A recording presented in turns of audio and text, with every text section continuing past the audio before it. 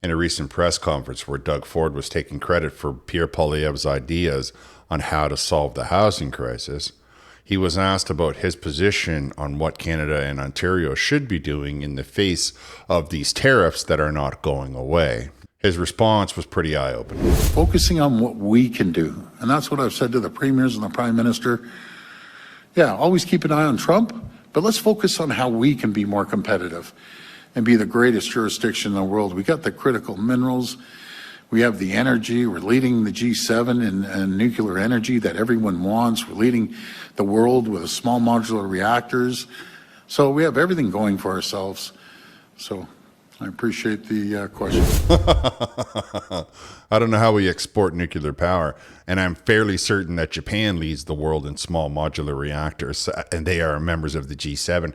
So I'm not 100% sure that what you're saying is accurate, though I do applaud your position to turn away from focusing on Donald Trump and just working on what Canadians can do to improve Canada and how we can all work together and stop this talk about trade war and how it's all going to be, some elbows up kind of foolishness and nonsense.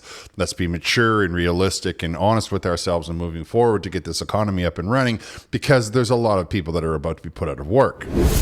The world with small modular reactors. So we have everything going for ourselves. So I appreciate the question. Sorry, I'm getting a little passionate today about this because that guy drives me crazy down south, I'll tell you. Premier Ford, you were so close. You were right there. And then you had to go ahead and complete your sentence and make everything you just said sound like you weren't being honest, because you talk about a unity of the country. You talk about Canada first. You talk about all of these things. And then in your very next breath, you talk about how Donald Trump is the only real reason that you have to start thinking about these things, and that somehow is interfering with your day. Perhaps you should stop focusing on what Donald Trump is doing and start looking at the fact that we are going to need replacement jobs for all of these people that are going to be put out of work. And it's time to accept the fact that the relationship you had with the United States has changed. You need to move on. You need to stop fixating. You need to stop telling yourself that if only they would come back to you.